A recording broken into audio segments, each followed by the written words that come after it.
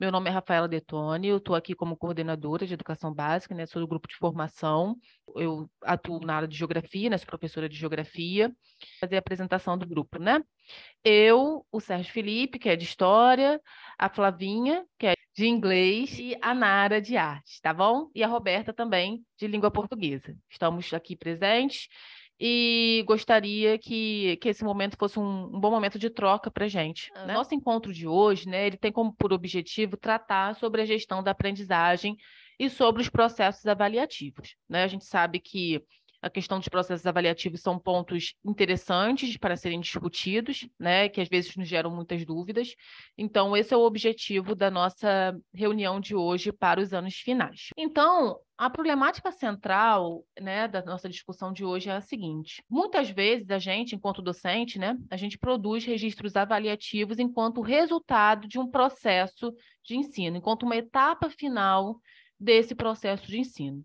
No entanto, né, algumas vezes a gente não considera a importância da verificação do estágio de compreensão do estudante ao longo do desenvolvimento do processo de ensino-aprendizagem, né, e ao longo do desenvolvimento do seu raciocínio. Então, a problemática que se dá aqui hoje, né, é a gente pensar a avaliação para além de um processo final, mas como algo que ocorre ao longo do desenvolvimento das nossas aulas, ao longo do processo de ensino-aprendizagem. Então, duas perguntas, né, são centrais para as nossas discussões de hoje, que seria interessante que vocês colocassem no chat, né, as suas concepções a respeito delas, e ao final a gente abriria para um debate, né? A primeira delas é o que avaliar o percurso de aprendizagem do estudante, principalmente durante o desenvolvimento do seu raciocínio. O que é essa avaliação do percurso de aprendizagem ao longo do desenvolvimento do raciocínio? E uma segunda pergunta é como a gente avalia o estudante ao longo do desenvolvimento do seu raciocínio. Ou seja, então a gente está entendendo que o processo avaliativo ele não deve acontecer somente numa etapa fim, né, numa etapa final, mas ao longo de todo o desenvolvimento das nossas aulas. Trazendo aqui especificamente, né, os objetivos da nossa reunião. O primeiro deles, entender a importância do replanejamento, né, e do planejamento no processo avaliativo. Entender a importância dos conhecimentos prévios na gestão da aprendizagem e ampliar algumas estratégias de avaliação da aprendizagem dos estudantes durante o desenvolvimento do seu raciocínio. Então, são os três pontos principais, né, três objetivos centrais dessa reunião de hoje. Partindo do começo, né, a gente traz aqui o conceito do currículo, né? O que é o currículo? Etimologicamente, o currículo vem do latim curriculum, que significa corrida, né? Que, por sua vez, tem origem no verbo currere, correr, podendo ser significado simultaneamente como ato de correr ou percorrer e o percurso a ser realizado nesse ato. Então, o currículo ele tem duas explicações, né? Ele tem duas caracterizações que o classificam desde a sua etimologia. Assim sendo, né, a gente entende na primeira etapa o currículo como percurso. O que seria isso? É uma sequência lógica e temporal que vai se materializar para a gente na ideia de um plano de estudos, né? Aquilo que a gente elabora para a nossa disciplina, para o nosso componente curricular, para o curso ou para uma determinada série, né, um determinado ano escolar, que são os nossos planos de estudo, né? Aquela sequência lógica que a gente classifica, que a gente escreve, né, para poder ser trabalhado. Numa segunda classificação, a gente tem um currículo como um ato de percorrer. O que seria isso? É a reelaboração didática produzida pelos docentes e discentes, baseada numa mescla de saberes, baseada na produção do conhecimento escolar, que vai incorporar uma série de experiências, diferenças, desejos, demandas, interesses individuais e coletivos do sujeito. Ou seja, é aquilo que acontece na prática, né? É aquilo que acontece ao longo das nossas aulas, na nossa sala de aula, baseado na nossa troca enquanto professor com os nossos estudantes. Então, é aquilo que professores e estudantes produzem no âmbito escolar e como eles fazem, né? É uma mescla de saberes, é algo que acontece no contínuo, né? Não é algo que está somente pré-estabelecido, mas é algo que vem do ato, de fato, de percorrer, né? É muito mais dinâmico. Assim, duas perspectivas são interessantes para a gente pensar, né? O currículo e a avaliação. A avaliação sobre o planejamento, ou seja, sobre o plano de estudos, e uma avaliação sobre como os estudantes estão aprendendo, como esse aprendizado acontece efetivamente. Então, currículo e avaliação não são coisas dicotômicas, né? Na verdade, eles são complementares, né? A gente avalia o nosso planejamento, a gente avalia aquilo que a gente pensou enquanto plano de estudo, mas também a gente avalia a forma como esses estudantes estão aprendendo ao longo do processo. A avaliação e o currículo, como eu já disse para vocês, são dimensões do processo educativo fortemente articuladas e interdependentes. No planejamento pedagógico, nenhuma discussão curricular pode deixar de considerar as informações que são produzidas pelas avaliações, né? A avaliação, dessa forma, ela não é só um instrumento quantitativo, né? E no sentido de classificação quantitativa de acertos e erros, mas, na verdade, ela é um instrumento, né, que permite a gente obter informações, né, sobre o processo de aprendizagem, seus avanços ou não avanços, né? Então, dessa forma, o nosso planejamento pedagógico, o nosso planejamento curricular, aquilo que se dá ao longo do processo, né, e também nos nossos planos de estudos, né, aquele plano de trabalho que a gente tem, depende dessa solidez, desse diagnóstico que as avaliações, né, nos permitem, uma vez que elas são os grandes indicativos, né? São as evidências que a gente tem para que a gente possa orientar a nossa prática, tá? Então, as avaliações, tanto internas quanto externas, têm como objetivo central nos permitir ter uma base para avaliar as nossas próprias práticas, né? Como o nosso estudante está aprendendo, ou se não está aprendendo, né? Ou como a gente está ensinando, se está dando certo ou se não está dando certo. Então, ela é um instrumento orientador, né, e não punitivo. Então, eu acho que isso aqui é o que a gente gostaria mais de enfatizar, né? Uma das coisas que a gente gostaria mais de enfatizar é essa questão. No nosso planejamento escolar, né, ele tem uma importância fundamental, porque é através dele que a gente consegue acompanhar permanentemente, né, e estabelecer uma reflexão crítica sobre a nossa própria ação pedagógica. Então, Paulo Freire ele já dizia para a gente que na formação permanente dos professores, o momento fundamental é o da reflexão crítica sobre a prática. É pensando criticamente a prática de hoje ou de ontem que se pode melhorar a próxima prática. Então, pessoal, o que acontece, né? Nós somos pessoas que devemos estar em constante reflexão crítica, né? Eu aqui no meu trabalho, eu em sala de aula, né? Vocês em sala de aula, enfim. A gente deve pensar sobre as nossas práticas, sobre aquilo que a gente está produzindo, né? Colocando em prática, porque é somente através dessa reflexão que a gente consegue chegar a uma melhoria, né? A gente consegue chegar a um acompanhamento permanente, né? Para que a gente possa obter melhores desempenhos ou um avanço melhor no processo de ensino-aprendizagem. Dessa forma, duas perguntas são fundamentais para a nossa reflexão, né? Quais metas e objetivos atendem melhor às necessidades e às expectativas do estudante da comunidade escolar, né? Será que no nosso plano de estudo, no nosso plano de trabalho, a gente, né, naquele currículo como percurso, será que a gente está pensando nessas expectativas, né? Será que a gente está ouvindo os conhecimentos prévios dos nossos estudantes, né? Ou será que a gente está simplesmente cumprindo, né, com um cronograma de trabalho? Então, essa é uma reflexão que nos cabe, né, nessa parte crítica que a gente está abordando, é uma reflexão que nos cabe, tanto a mim, enquanto aqui, com o meu trabalho, hoje, né, quanto em sala de aula. De que forma colocamos o planejamento escolar em constante avaliação e monitoramento dentro dessa proposta de reflexão crítica? né? Será que a gente está problematizando o nosso planejamento escolar, né? Será que a gente está colocando em avaliação aquilo que a gente está produzindo? Então, essas duas questões são fundamentais para a nossa reflexão de hoje. Então, partindo disso, né, a gente chega aqui num conceito de planejamento, né? O que seria o planejamento?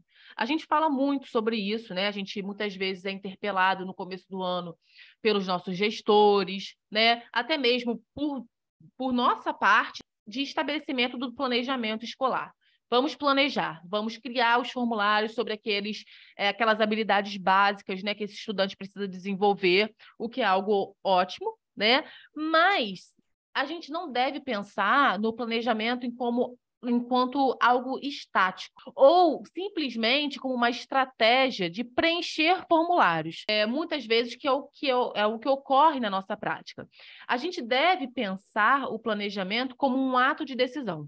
O ato de decisão sobre aquilo que vai funcionar frente às questões que são colocadas no nosso dia a dia. Então, registrar essas decisões em formulários, né, é uma necessidade. A gente não está dizendo que não é necessário, é muito necessário. Mas, ao mesmo passo, a gente deve refletir criticamente ao longo do nosso processo sobre o nosso planejamento. Então, é planejar e replanejar, né?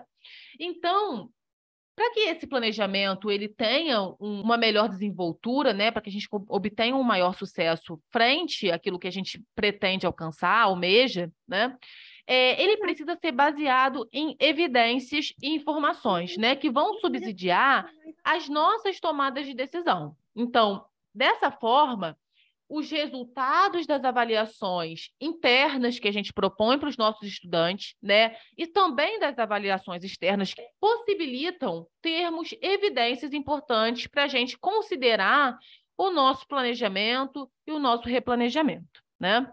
E assim a gente chega na avaliação, tá?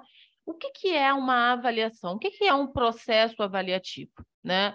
A gente já disse aqui que é a partir dele que a gente pode tomar decisões. Mas como a gente entende a avaliação no âmbito educacional? Ela é um processo que tem um compromisso que vai muito além dos produtos da educação e da classificação meritocrática. Vai além da gente classificar o aluno pelo acerto e pelo erro, mas ela é um fator que nos permite investigar as lacunas que existem desse processo de aprendizagem, né? Então, é através das avaliações que a gente consegue ter essa base, né, de investigação para a gente entender aquilo que funciona, aquilo que não funciona, né, e construir de melhor maneira a nossa prática, o nosso processo de aprendizagem desses estudantes. À medida que esse estudante ele avança nesse processo de escolarização, né, a gente espera que ele consolide os níveis básicos das habilidades. Isso vai garantir, obviamente, a continuidade dos seus estudos, mas também um sucesso escolar. Isso é um ponto, né?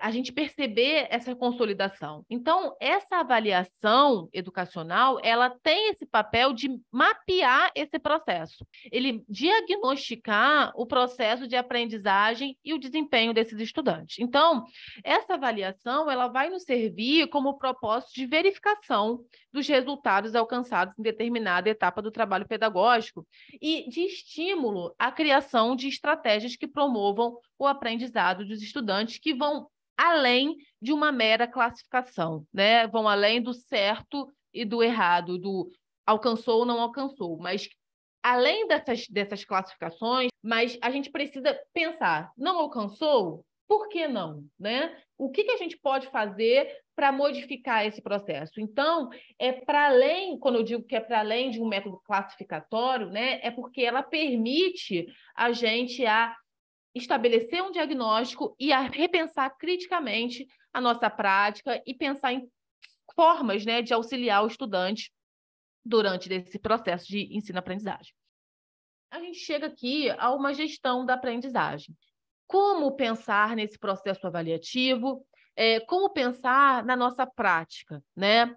a gente sabe que a gente tem alguns eixos que vão ser importantes para a nossa gestão da aprendizagem. O primeiro deles é a problematização e a apresentação do nosso tema, né? Quando a gente chega em sala de aula, a gente problematiza a temática, né? A gente apresenta a temática, a gente desenvolve essa temática através de alguns eixos, né? De leitura, oralidade, escrita, análise textual, raciocínio lógico, e a gente tem uma etapa de sistematização dos conhecimentos aprendidos. É interessante a gente pensar aqui nessa forma, não como algo linear, né? Mas enquanto um processo cíclico. Nos processos avaliativos, né, a gente não deve pensar essa problematização, o desenvolvimento, a sistematização de forma linear, como eu disse. Na verdade, a gente problematiza e escuta esses estudantes, né? A gente problematiza e pensa nos conhecimentos prévios desse estudante. Então, isso é uma forma de avaliar, né? Essa interação que se dá nessa primeira etapa, desde a problematização da temática, também já é uma forma de avaliar. Quando a gente desenvolve a temática escolhida para aquela aula, né, e a gente escuta esse estudante, ele trabalha na oralidade, esse estudante, ele trabalha na leitorização, ele faz junto com a gente as atividades, a partir da prática guiada, a gente está avaliando esse estudante. E, ao fim, um processo de sistematização, né? Um processo onde esse estudante já vai adquirindo uma autonomia para poder consolidar os conhecimentos aprendidos, também temos avaliação. Então, a avaliação, ela não deve ser vista enquanto apenas uma etapa final do processo, mas ela deve ser avaliada, né? Ela deve ser pensada como um processo mesmo, né? Enquanto uma constância ao longo do desenvolvimento das nossas aulas. Então, quando a gente pensa somente na avaliação enquanto etapa final de um processo, né, enquanto etapa final de uma aula, né, ou de um conjunto de saberes, de conhecimentos que a gente está passando para esse estudante, né? Na verdade, hoje em dia, é muito difícil a gente, muitas vezes, trazer uma coisa nova, né, porque eles têm uma interação muito grande com o mundo, com as informações, então, por isso, a gente precisa repensar esse processo avaliativo, né? Já que ele está interagindo o tempo inteiro, ele tem conhecimento, os estudantes não são mais aquela caixa vazia, né? Que a gente pensava antigamente que a gente deteria o saber e eles aprenderiam. Na verdade, eles têm uma série de conhecimentos que auxiliam no desenvolvimento da nossa aula. E a partir dessa participação, a partir do fazer junto, a partir das considerações que esses próprios estudantes trazem ao longo das nossas aulas, a gente tem um processo avaliativo. Então, dessa forma, pensar em avaliação somente como uma provinha, né, uma prova, um teste, uma etapa final de consolidação da aprendizagem, não é positivo, uma vez que elas muitas vezes vai nos dar um retrabalho, né, porque a gente vai ter que pensar em outras formas de avaliar esse estudante se ele não alcançar, né, aquilo que se pretende, né, ou também ela vai reforçar o fracasso escolar desse estudante, que é aquilo que a gente não quer, né? Que esse estudante tenha reforçado esse fracasso escolar ao longo da sua trajetória de vida. Como a gente lida com essa gestão da aprendizagem, né? Como avaliar ao longo desse processo? Desde a problematização, como eu falei para vocês, né, nós, professores e estudantes, pensamos juntos, ou seja, a gente dá um destaque ao conhecimento prévio desses estudantes, né? A gente escuta esses estudantes, a gente faz com que esse estudante participe das nossas aulas, né? Incentiva essa participação, e isso é uma forma de avaliação, né? Através do desenvolvimento do tema, nós explicamos juntos, né, um diálogo onde todo mundo dessa sala de aula vai aparecer. Então, a gente faz perguntas problematizadoras, né? A gente estabelece uma dinâmica em sala de aula que permite com que todos participem. E isso também é uma forma de avaliar. Nós fazemos juntos. Para que esse estudante ele tenha uma prática autônoma, muitas vezes ele vai precisar de uma prática guiada. O que isso significa na prática? Que eu, no meu quadro, né, que eu, no meu fazer, eu coloque, que eu explique junto a eles, né, que eu faça junto em sala de aula para que ele consiga entender como se dá esse processo, né? E isso é uma forma de avaliar, e isso é uma forma de permitir um melhoramento da aprendizagem. E, por fim, essa sistematização dos saberes consolidados, que já é uma parte autônoma. Eu, estudante, realizo com autonomia as atividades, ou seja, esse estudante, depois de todas essas etapas de participação, de problematização, do fazer junto, da prática guiada, ele consegue, numa etapa final, adquirir autonomia para poder fazer suas atividades orais e escritas. Essa autonomia, ela não é algo dado do nada, né? Na verdade, ela deve passar por um processo de construção que vai desde a problematização do tema junto, ao desenvolvimento do tema junto, e, por fim, a essa autonomia do estudante, porque ele já conseguiu consolidar esse conhecimento, né, a partir do coletivo. Isso é aquilo que a gente propõe enquanto uma gestão da aprendizagem. E aí eu passo a palavra para a Nara, tá bom? Ela vai falar um pouquinho com vocês sobre planejamento.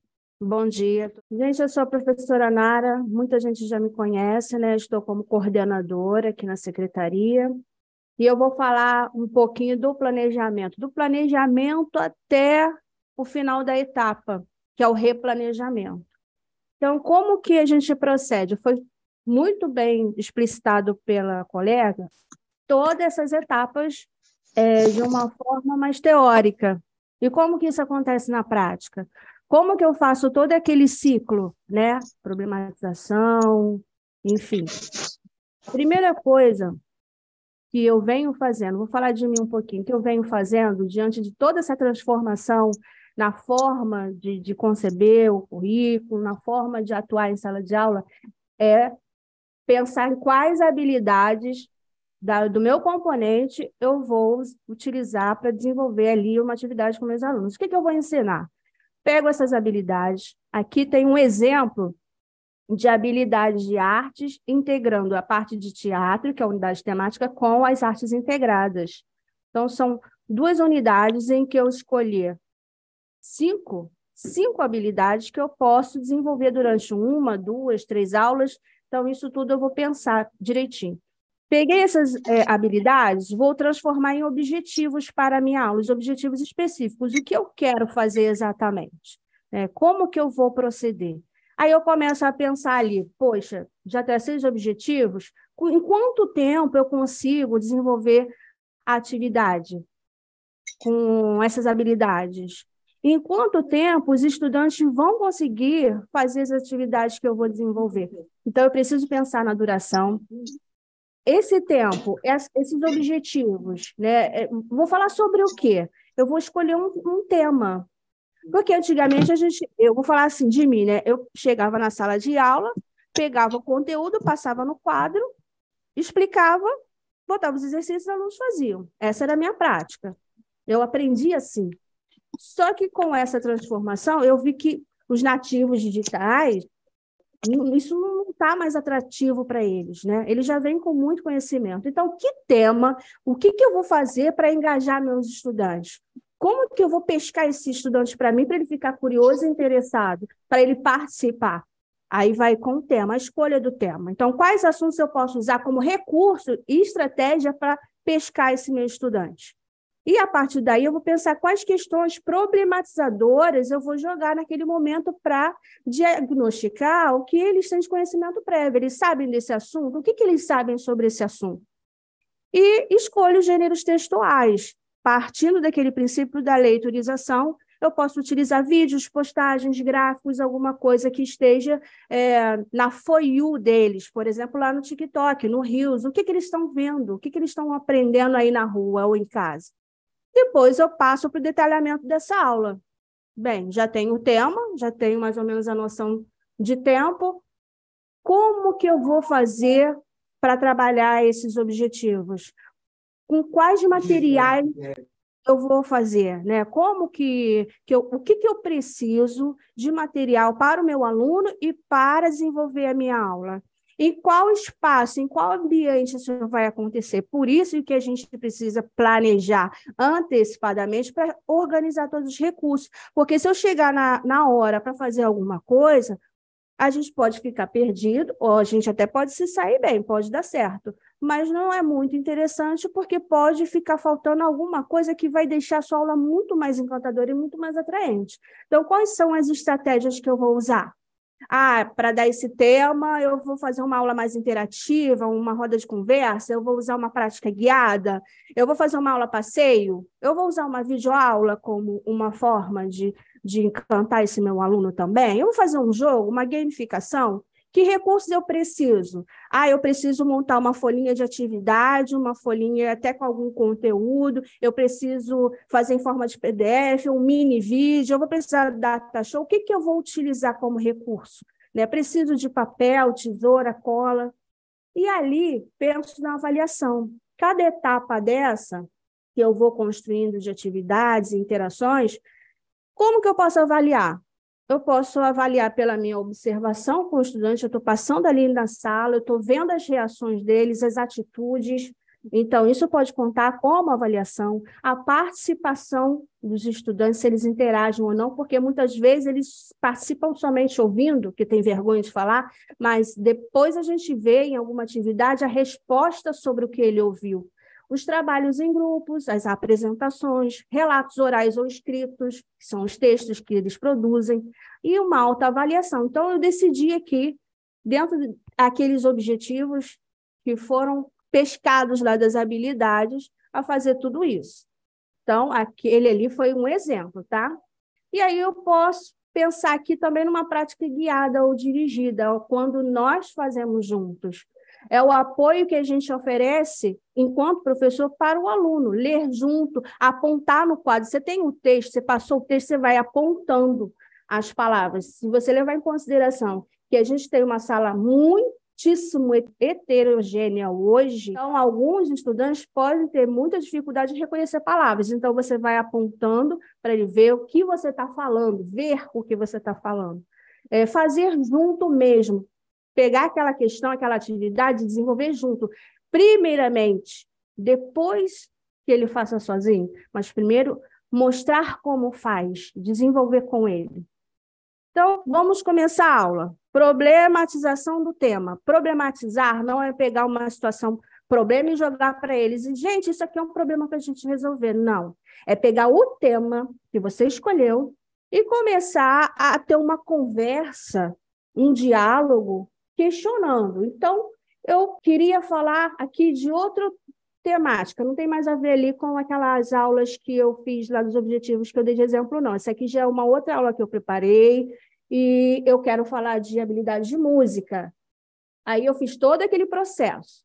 E eu quero falar de gênero rock, eu quero falar do gênero alternativo do rock, eu quero falar, desenvolver habilidades específicas de música. Como é que eu vou apresentar isso? Direto com a canção, direto com a vida do artista, eu posso levantar uma curiosidade para despertar o interesse. Gente, outro dia eu estava no celular, estava no TikTok, e apareceu esse vídeo aqui. Pego o meu celular, mostro o vídeo, põe no volume alto para eles ouvirem. Gente, vocês já ouviram essa banda? Tem alguma música que vocês já escutaram no YouTube ou na rádio, que fala de inglês igual esse aqui? Vocês sabem que banda é essa? Essas interações, essas problematizações vão trazer uma resposta, e essa resposta você está avaliando o que eles sabem de conhecimentos prévios. Então, você encanta pelo que eles já conhecem, né? Que isso aqui é bombardeio para eles o tempo todo, a informação chega digitalmente. A maioria das crianças já são assim, né? Segunda etapa é o desenvolvimento do tema. Aí sim, a gente apresenta a canção, a fotografia, vai colocar um outro gênero textual, se for possível, pode escrever no quadro, vai dar a folhinha, enfim, um recurso que você quiser utilizar, esse texto, lê com eles, ou peça para que eles leiam juntos em partes, né? Enquanto você lê, você questiona, gente, o que o artista quer dizer aqui? Ó? Deixa se fosse sempre assim. Se tiver alguma palavra que possa ser desconhecida, você pergunta o que significa, o que tipo aqui. Vocês conhecem a expressão sentir teu coração perfeito batendo? O que ele quer dizer com isso? Mas o que é batendo? É bater em que sentido? Perfeito por quê? Que característica essa palavra quer dar aqui? Então, a gente está trabalhando características da língua portuguesa, sim, dá para fazer em todos os componentes curriculares a leiturização do estudante. Aí você pode colocar as características técnicas do texto, minimamente, mesmo não sendo professor de português, a gente consegue falar, é canção por conta disso. E se fosse uma notícia, o que tem de diferente desse texto com uma notícia? Aí eles começam também a entender um pouco do gênero textual. A gente pode aprofundar nas questões específicas, habilidades específicas, por exemplo, aqui de arte, a questão da música.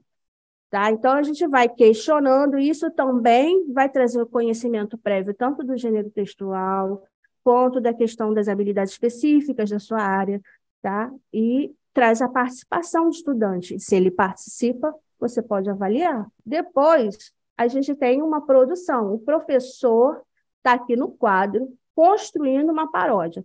Já explicou o que é paródia? Vamos juntos, gente. Baseado naquela... Vamos construir uma paródia? Então, eu vou mostrar como faz. Eu mostro como faz, falo das questões técnicas, falo o que é um verso, explico, mas, assim, não precisa ser... Como eu falei, a gente não é professor de língua portuguesa, mas, minimamente, a gente consegue mostrar a parte técnica e estrutural de um texto. Então, uma estrofe é composta por 4 versos. O que é um verso, né? Por que essa palavra, a sonoridade está combinando com a outra? O que isso quer dizer? Quer dizer que é uma rima. Que outra palavra termina dessa forma? Assim, rima com jasmim. Aí eles vão falando, eles vão contribuindo. Escolhe o tema para desenvolver essa paródia. Então, é em conjunto, é colaborativo, é construído com todos, dentre aquele objetivo da sua aula. E assim vai sendo construído o texto de forma coletiva. É uma forma de avaliar a parte do processo, é o desenvolvimento, né? Então, a gente consegue fazer a avaliação desse processo. Então, se eu já fiz com o aluno, já mostrei como eu faço, aí a gente entende que ele pode tentar sozinho. É a prática autônoma. Eu faço sozinho. Então, o estudante vai realizar com autonomia, tanto as partes orais, você pode registrar num gravador, ou simplesmente pela sua audição e ali avaliar o aluno, a parte escrita também. Então, a prática guiada e prática autônoma são atividades que são muito importantes para que a gente consiga desenvolver, ajudar a desenvolver esse processo de aprendizagem. Então, ele lê, ele já escreve, ele passa a desenhar, ele compõe uma música, ele representa artisticamente, ele resolve um problema sozinho, né? Então, a gente avalia também a prática autônoma do estudante. Então, o terceiro ponto é a sistematização. Essa sistematização é que ele coloca todo o entendimento dele ali sozinho. Então, a gente tem o saber fazer na leiturização que eu acabei de desenvolver com ele, aqui é a paródia, ele conseguiu fazer sozinho. Aí eu avaliei, é um outro instrumento, é o final da etapa, eu consigo também avaliar. Então, durante a primeira etapa, segunda etapa, a terceira etapa, tem um momento de avaliação, como foi falado, a avaliação ela é o tempo todo. E quem não alcançou os objetivos, quem não desenvolveu as habilidades, é a hora que eu tenho que replanejar, pensar onde eu preciso mudar a estratégia, usar outro tipo de instrumento avaliativo. E quando eu falo isso, eu não estou falando de dar outra paródia. Eu estou falando de mudar a forma que eu entrego e desenvolvo essas habilidades com o estudante. Então, eu vou fazer a recuperação para a aprendizagem. Eu vou planejar uma nova aula em que eu consiga fazer esse ciclo novamente, tá?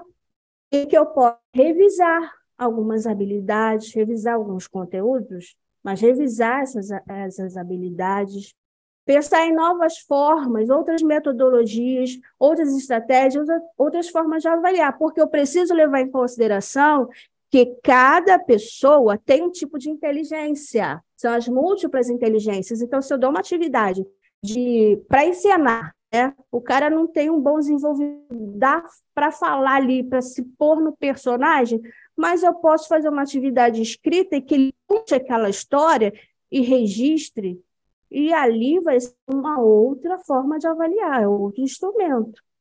Recuperação ali para aprendizagem, poxa, eu não estou com muito tempo, tenho 2 aulas, eu tenho 35 alunos, como é que eu faço? Bem, um exemplo de uma metodologia diferenciada, que é a metodologia ativa, onde você separa a turma em grupos e faz uma rotação de atividades, é a rotação por estações. Precisa de um planejamento prévio para que você pense em quais jogos você vai utilizar, quais atividades escritas, quais exercícios você vai desenvolver. E separar, de preferência, as habilidades que você percebeu durante as avaliações que não foram consolidadas. E esse grupinho de alunos você pode separar numa mesa para fazer a revisão direta com o professor. Enquanto os outros estão fazendo uma prática mais autônoma, você para dar uma atenção maior, tá? Isso pode desenvolver em uma aula, em 2 aulas, porém, as atividades têm que rodar. Isso gera um interesse muito grande, porque quem está aqui com atividade escrita, fazendo um exercício de interpretação, ele quer fazer o jogo, ele quer que esse jogo chegue até ele, e precisa que isso aconteça. Então, tem que ser bem pensadinho para dar certo, e dar certo, eu já fiz, sabe? Eles ficam muito envolvidos. Aquele grupinho que gosta muito de fazer bagunça, dá recorte e cole para eles, eles ficam super concentrados e envolvidos na atividade, tá? Então, é possível, sim, fazer esse momento de replanejamento, de retomada e até mesmo de avanço em alguma habilidade que você quiser. Então, você avalia novamente todas as etapas.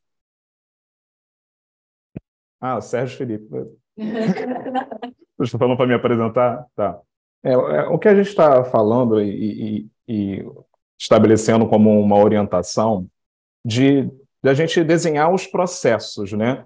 Não entender, muitas das vezes, a avaliação de forma isolada, o currículo aqui, a avaliação aqui, a metodologia aqui. O que a gente está estabelecendo é uma orientação dos processos. E aí, isso não significa, quando a gente vê a avaliação em todos os momentos, que isso vai gerar um mais trabalho. Justamente ao contrário.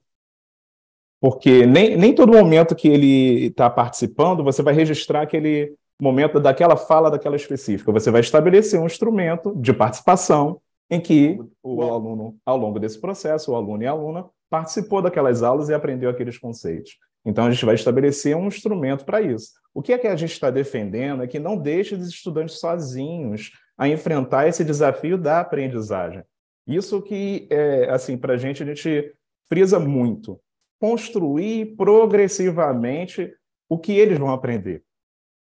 Né? Por isso que a gente estabelece como uma defesa a importância das práticas guiadas. Isso não é uma novidade pedagógica. Né? Se você for lembrar de concepções de aprendizagem, a importância dos autores como Vygotsky, você vai ver que a importância de estabelecer orientações com pessoas mais experientes com menos experientes, tanto alunos como professores. Então, nesse sentido que a gente defende como oposição. E aí, por que a gente coloca essa indagação? A avaliação é apenas no início da aula? Aí, segundo os estudiosos, um questionamento pode até ser feito a cada 2 ou 3 minutos. Isso é uma coisa interessante, porque a gente quebra aquele termo de aula expositiva, em que você fala durante o tempo todo para que esse aluno escuta. Segundo a psicologia cognitiva, o que acontece? Conhecimento, memória de curto prazo e memória de longo prazo. A memória de curto prazo ela vai de 5 a 20 e poucos segundos. Quando você introduz um assunto totalmente novo com os estudantes, o que acontece? Se você falou durante muito tempo, ele vai esquecer. Por isso que a importância da interação, de se conectar com os conhecimentos prévios dos estudantes e essa aula ser mais dialogada. Esse momento que você reserva 20 minutos para um momento de interação, o que esses autores estão defendendo não é uma prisão de falar 2 ou 3 minutos, mas de você, o tempo de exposição, você cuidar com esse tempo de exposição, né? E seguida de uma interação. E a gente vai falar dessas possibilidades de interação que elas são diversificadas. Então, assim, eles falam, ó, verificações da compreensão fazem parte integrante do processo de explicitação e se produzem, portanto, desde que o professor apresenta os objetivos da aula, depois que ele explica uma definição, ensina um procedimento para resolver um problema. Então, assim, é muito importante que o aluno lida com muitos assuntos estranhos. E o papel da docência é tornar familiar o que é considerado estranho. Assim como fazer o processo ao contrário. Fazer com que ele estranhe o que é considerado familiar. Por isso que está a importância da problematização. Você estranhar o que é familiar e tornar familiar o que é estranho. Então, esses dois processos, eles têm que ser em interação, para que você se conecte com essa memória de curto prazo e com essa memória de longo prazo do estudante. E aí a gente vai vai atender especificamente, e a Nara já veio desdobrando isso, né, na fala dela, dessas estratégias de verificação da compreensão dos estudantes. Então, existem algumas possibilidades que a gente já faz em sala de aula, mas isso tem nome, né? É muito importante falar que isso tem nome. E aí a gente está colocando em reflexão esses nomes, né? Quando a gente coloca as perguntas de exame, são aquelas perguntas bate-pronto. A gente tem que tomar muito cuidado com elas, porque elas podem, ao mesmo tempo, nos orientar sobre o que o estudante está entendendo, né? Mas também pode reforçar a memorização. Então, ela tem que saber ser utilizada com um propósito educativo. A outra é as perguntas problematizadoras. Elas também são conhecidas como perguntas socráticas. São perguntas que o professor utiliza e os alunos apresentam hipóteses. E dessas hipóteses, a docência elabora novas perguntas. Dessas perguntas geram novas hipóteses que os estudantes colocam e assim esse diálogo se estabelece. Então, isso é muito colocado por quem trabalha, por exemplo, numa perspectiva construtivista, utiliza essa maneira de criar o conflito cognitivo, talvez seria a expressão mais correta, criar o conflito cognitivo no raciocínio dos estudantes. Então, quando os estudantes apresentam as hipóteses, você já está avaliando também. E aí você vai utilizar os instrumentos que melhor atenda dentro do tempo disponível do bimestre, da aula, para que seja um serviço tranquilo. E a outra é estimular os estudantes a dar exemplos sobre os conceitos que vocês estão trabalhando. Esses exemplos demonstram que os estudantes estão entendendo aquele assunto. Não só você dá exemplos, mas eles darem exemplos sobre o que está sendo aprendido, como forma desse momento de interação. A outra, já um pouco mais formal, é a produção de registros orais ou escritos pelos estudantes sobre o que aprenderam. Isso também é uma prática bem antiga no meio educacional, de os estudantes relatarem o que aprenderam. Isso a gente vai trazer mais para frente, o memorial, o diário de bordo, é o momento que você vê que aquele conceito não foi aprendido da maneira que você esperava e ele explicitou ali, você percebeu. Então, dentro de uma aula ou após uma aula, ele explicitar o que aprendeu. E aí eu queria chamar a atenção para essa citação, né? Que essa citação ela foi retirada, ela dialoga com uma pesquisa de 1984 sobre o ensino recíproco. E essa pesquisa, se você for buscar na internet, Reciprocal Teaching, você vai ver que é o artigo mais citado, um dos artigos mais citados sobre leitura. Tem mais de 11 mil citações. E o que me surpreende é que no Brasil você não vê trabalhos dialogando com esses trabalhos que são bem antigos. E aí, essa proposta de ensino recíproco, de ensino à leitura, coloca os estudantes na posição de aprender estratégias de raciocínio para compreender textos. Aí, esse autor, né, dialogando com essa experiência que foi feita com alunos de 7º ano nos Estados Unidos, né, e trazendo isso até para os anos iniciais, ele faz o Gautier ele pega a citação desses autores. Rosenstein e Marcer salientam uma observação realizada por Durkheim, no contexto das atividades de literatura do 4º ano. De 4.469 minutos atribuídos a essa atividade, somente 20 foram dedicados a ensinar estratégias especificamente destinadas a favorecer a compreensão. Aí, exemplos, né? Resumir, elaborar hipóteses, inferir, questionar, dar exemplos, fazer analogias, metáforas, que se for rememorar o ensino recíproco, né, ele tem um processo, né, de prever, fazer perguntas, de aclarar, de Esse é o processo do ensino recíproco. Então, eles destacam a importância de ensinar os alunos estratégias cognitivas que possam ajudar na compreensão da leitura. Isso significa, portanto, ele está falando de 4º ano de escolaridade, tá?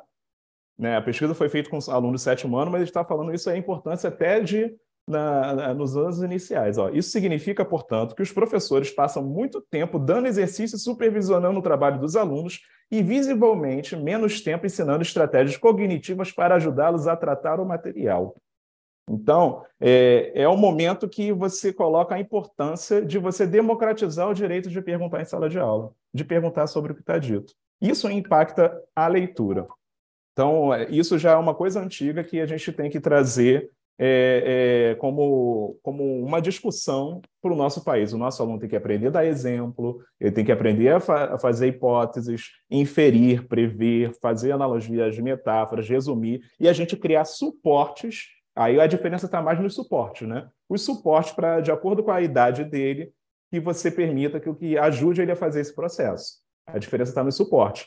E esse suporte tem um termo que a gente utiliza na academia, que são instrumentos mediacionais. É um termo de Vygotsky que se refere a esses suportes que você ajuda os estudantes a conseguir fazer algo que anteriormente não consegue. E aí é um momento que dá importância de a gente trabalhar a leitura e a escrita, primeiramente pela fala. O Lee Schumann fala que aprender é falar, ensinar é escutar. Então, tudo que é feito em sala de aula, os estudantes têm que falar, até para ler e escrever, porque a leitura está associada à questão da compreensão e da investigação, e tudo isso se remete ao raciocínio.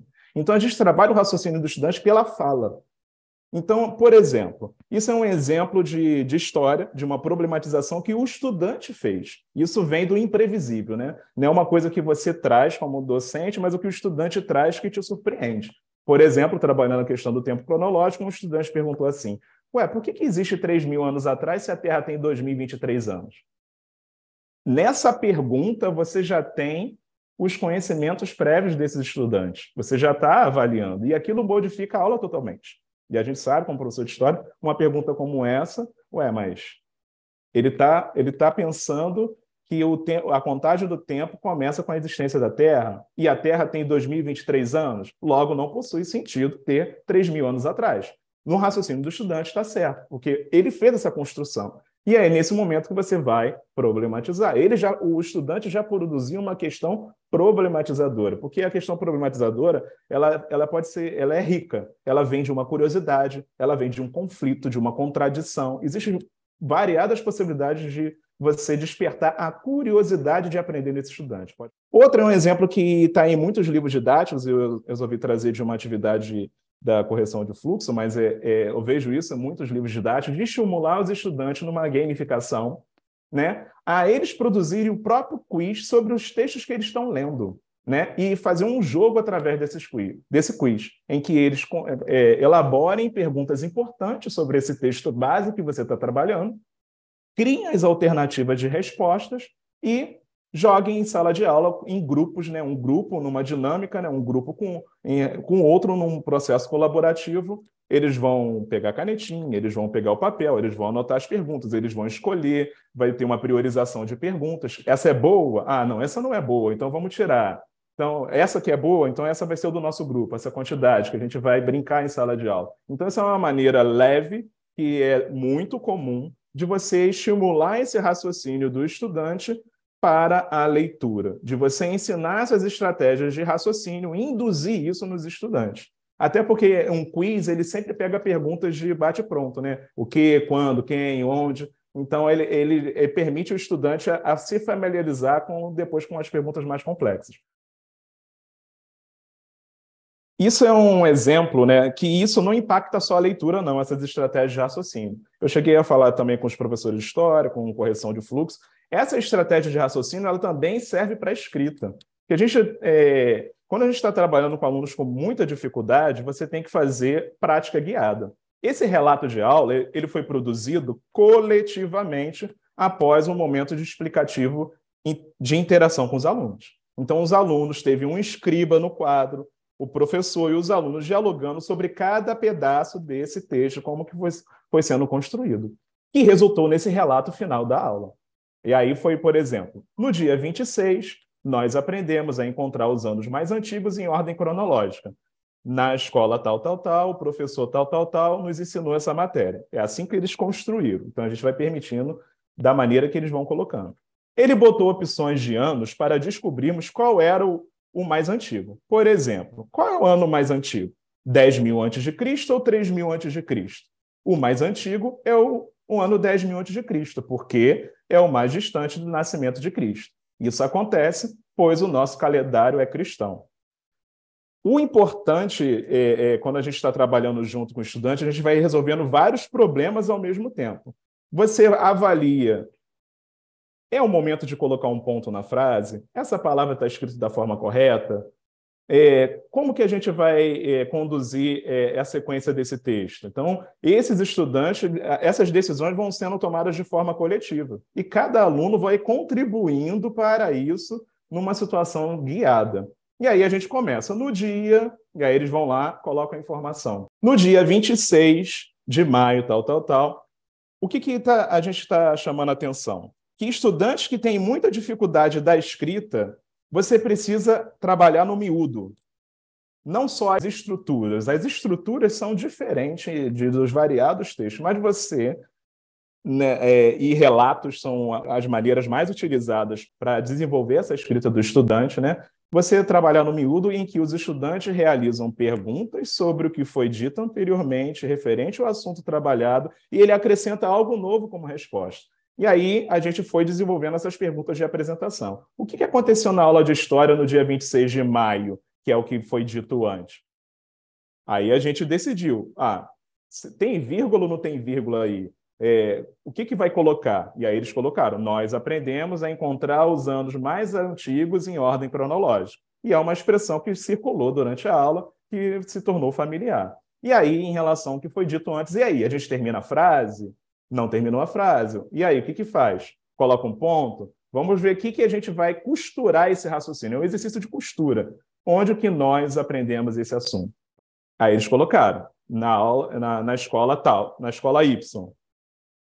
Vamos fechar um ponto? Não vamos deixar essa frase passar de 3 linhas, né? Ou 4 linhas, senão a gente acaba se confundindo. Então, é importante para os alunos aprenderem a fazer mais frases curtas, né? Depois, quando eles forem desenvolvendo o raciocínio deles, eles vão fazendo frases mais longas. E aí segue esse raciocínio. Aí a gente vai gerar a imagem dessa aula, porque esse texto gera uma imagem, né? Todo texto acaba sendo uma imagem. Então, as cenas dessa aula. Então, o aluno ele vai contando o que ele aprendeu. Tanto que na matéria de história, a autora Helenice Rocha, ela chama como uma metanarrativa. Você vai contando uma história, a história do passado, a história que você aprendeu, ou seja, você vai relatando uma história que você aprendeu que foi contada na aula. Ela tem uma publicação dela de 2023, que eu não cheguei a falar com os professores de história, mas fala da importância de diminuir essa distância entre o que ensina e o que aprende. Esse descompasso ele é feito quando você relata o que aprendeu. Isso é colocado como uma sugestão desse ano de 2023, que eu não cheguei a falar com os colegas. E aí ele vai perguntando sobre o que foi dito antes, acrescentando algo novo como resposta. E aí parou. Até o momento que aquela pergunta problematizadora, essa pergunta ela acabou surgindo na aula, né? Que é a pergunta que desnaturaliza o calendário. Ou seja, estudantes, ao longo do texto, também não só fazem perguntas específicas, mas aquelas que problematizam. Ou seja, eles estão aprendendo a escrever problematizando. E isso é importante, né, para desenvolver o raciocínio do estudante. E aí segue um desfecho, até chegar a um desfecho final. Pronto, a gente teve a compreensão do todo dessa aula, ou da aula anterior, ou da mesma aula que você fez. Você estimulando que o aluno fale. Primeiro ele escreve falando. Depois ele vai para a escrita específica. Primeiro ele lê falando. Depois ele vai para a escrita. Por isso que a gente defende a prática guiada como algo fundamental para que a gente construa progressivamente a autonomia.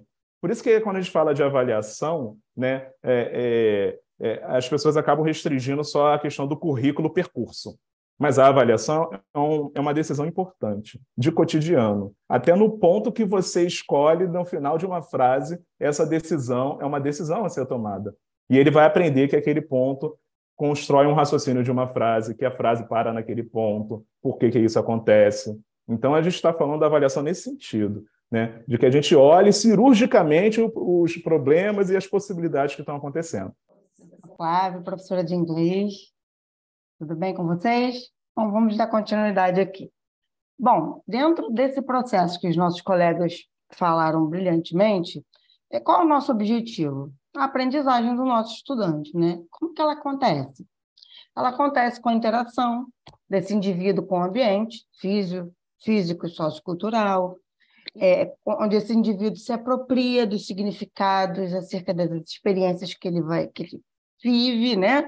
Que ele passa por elas, e dessa forma, ou seja, ele vai assimilando e compreendendo essas experiências, desde as mais simples às mais complexas, né?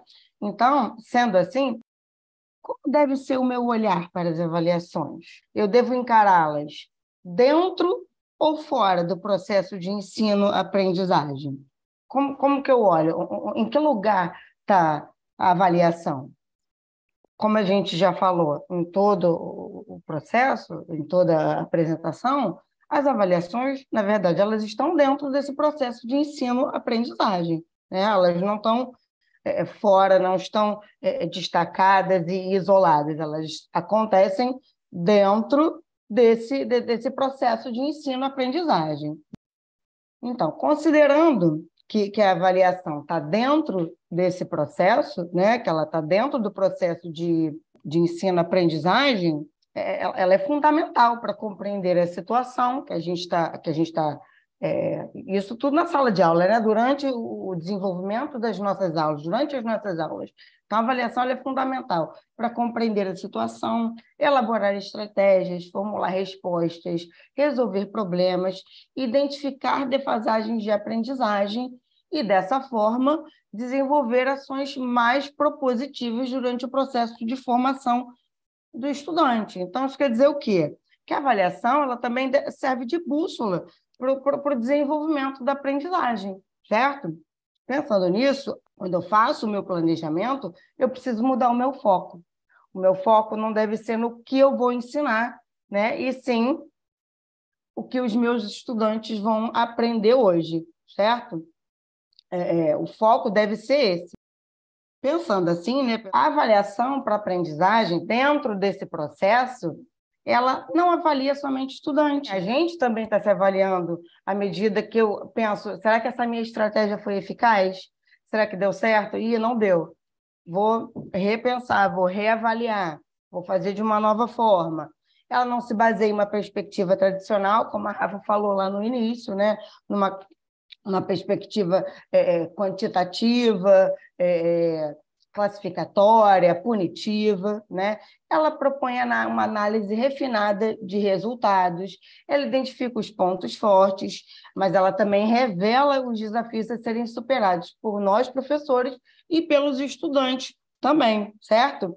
E assim ela permite uma avaliação, uma reavaliação da rota, certo? Será que dessa forma, nesse caminho, está fluindo, está indo? Não, de repente, se eu for por outro caminho, e assim, a coisa não é estática, né? O ciclo vai acontecendo, né? Porque a gente tem essa possibilidade de avaliar a rota dessa aprendizagem.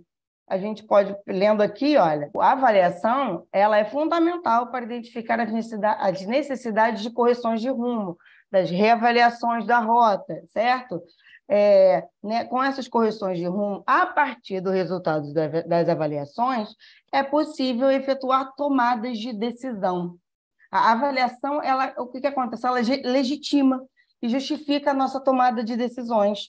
Com as informações, né, com as informações que nós temos sobre as avaliações, essa informação ela permite que nós tomemos decisões qualificadas para continuar com esse processo, né? Inclusive as avaliações externas, né? A gente pode usar as avaliações externas como mais uma prática autônoma do estudante, mais um instrumento que auxilia o professor na correção de rumo do currículo, como percurso, né? E também mais um instrumento que nos dá um norte para verificar quais habilidades precisam ser retomadas, repensar estratégias para trabalhá-las, para que os estudantes possam desenvolvê-las, certo? Então, nesse sentido que a avaliação ela está dentro do processo. Então, é um processo ensino, avaliação, aprendizagem. Não é uma coisa destacada, não é uma coisa isolada desse processo, certo? Então, pessoal, nós chegamos ao fim da nossa apresentação, da nossa coordenação, né? Nós iniciamos a coordenação com a apresentação de um problema, né? Que é a produção de registros avaliativos como resultado de um processo de ensino sem levar em consideração o desenvolvimento do raciocínio do estudante, né? Seguido de 2 perguntas. Quais foram as perguntas? O que é avaliar a aprendizagem do estudante durante o desenvolvimento do seu raciocínio? E como fazer essa avaliação do nosso estudante durante o desenvolvimento do raciocínio dele, né? O que é avaliar o estudante durante esse desenvolvimento?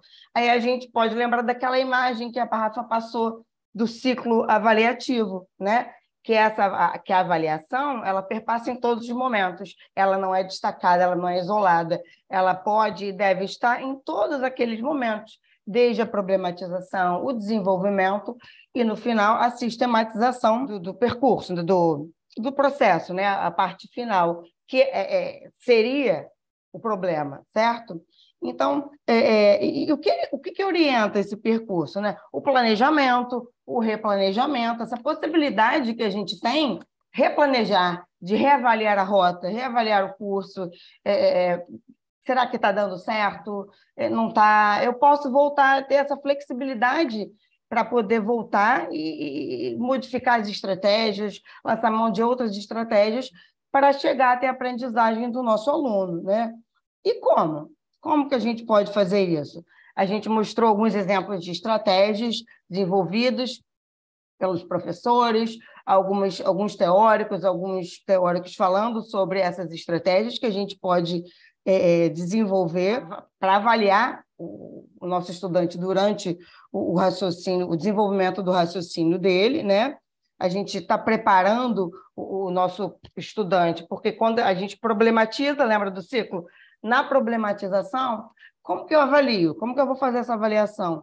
Eu converso na interação com o meu aluno, na conversa com ele, nas perguntas, e aí, através dessas perguntas, eu vou conhecendo o meu aluno, eu vou entendendo o que ele conhece, o que ele não conhece, o que ele já sabe, os interesses deles, né? Porque isso é muito importante, porque às vezes a gente não está muito a par, né? Nós somos de gerações diferentes, então a gente não está muito a par do que está em voga, né? No momento, em voga, olha a palavra velha, né? Dizendo, né? Isso aí, os interesses deles, né? Quando a Nara falou da For You, né? Do TikTok, se eu não tenho um TikTok, se eu não sei o que é, isso meu aluno, professor, isso apareceu na minha For You, eu falei, meu Deus do céu, o que é isso? Se eu não estou em cima do que eles sabem, eu fico voando, né? Então, nesse momento da problematização, é quando eu destaco os conhecimentos prévios desse aluno, né? Desse estudante. E aí eu vou para o desenvolvimento do tema, quando a gente vai... com a prática guiada, a gente vai explorando, né? A gente vai produzindo, fazendo com o aluno. Como o próprio nome diz, né? Uma prática guiada.